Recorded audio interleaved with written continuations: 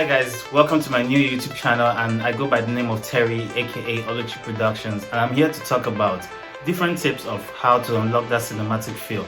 Stay tuned.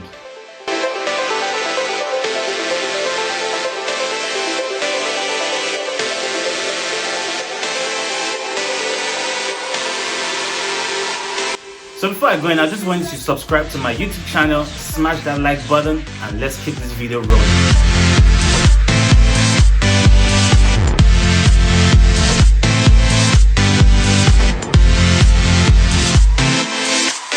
So that video you just watched right now was actually shot on an iPhone, and I shot it on a 4K resolution, and I shot on 24 frames per second and also 120 frames per second. 120 frames per second obviously was for slow motion, and 24 frames per second was for the cinematic feel of the video.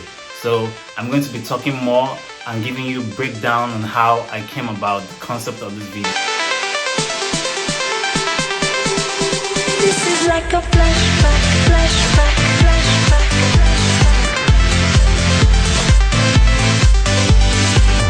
So the first sequence of the video was me zooming into the subject in slow-mo, and it was shot in 120 frames per second, which is 4K resolution.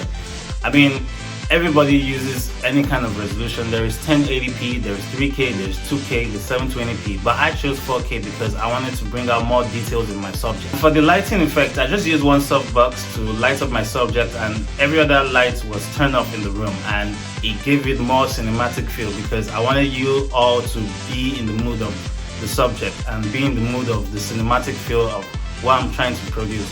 So it was basically simple. And for the movement of the car, I actually put a screwdriver beneath the car. Let me show you, for example. This is what I did.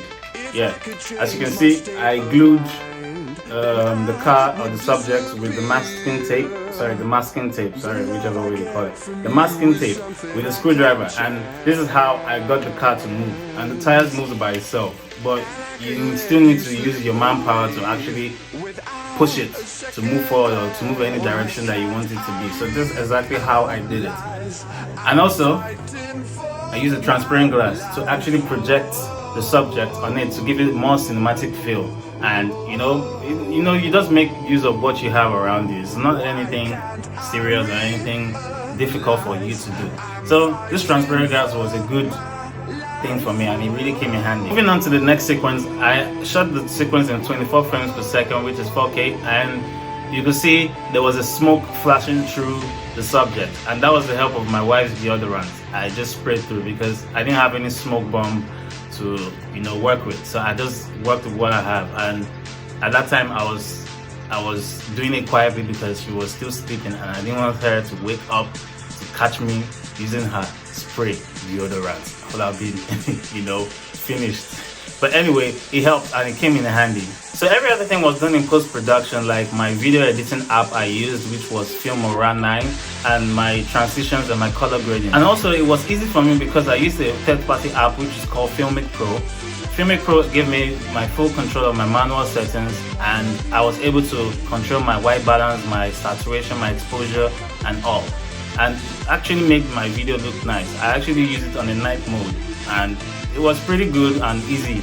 I used a log profile to shoot the video, and it came out well when I was color grading. So these are just little tips of how I came about that video, and it was easy for me. I used 30 minutes to shoot the whole video, and it was fun.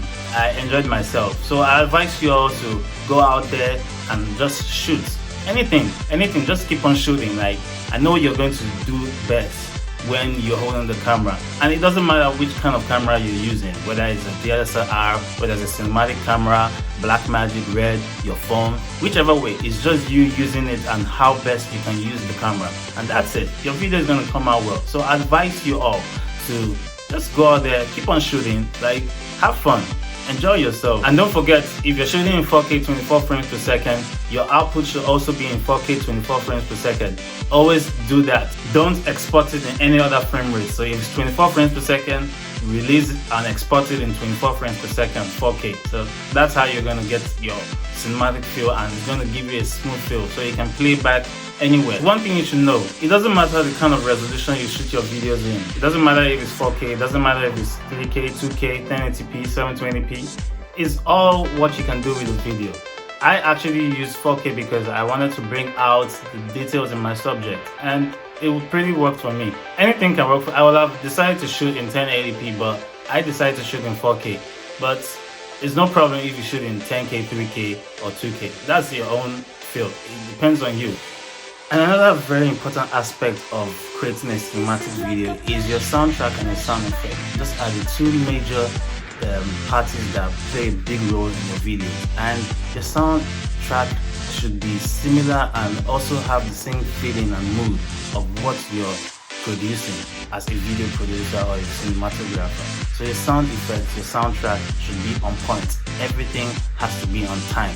The right timing for the sound effect and the right timing for the soundtrack. I'm sorry guys, I couldn't give you full details of the behind the scenes because I edited and shot this video myself, and without no help I had no choice but to be creative with my surroundings. So it was a bit of a challenge, but not really a big challenge for me. But with the little tips I have shared with you guys, it should give you an idea of how to be creative on your own. You don't need to obviously depend on anybody. You can do this on your own. Like, if you keep on waiting for people, that creativity can always go down into the dirt. Thank you guys for joining me on my YouTube channel.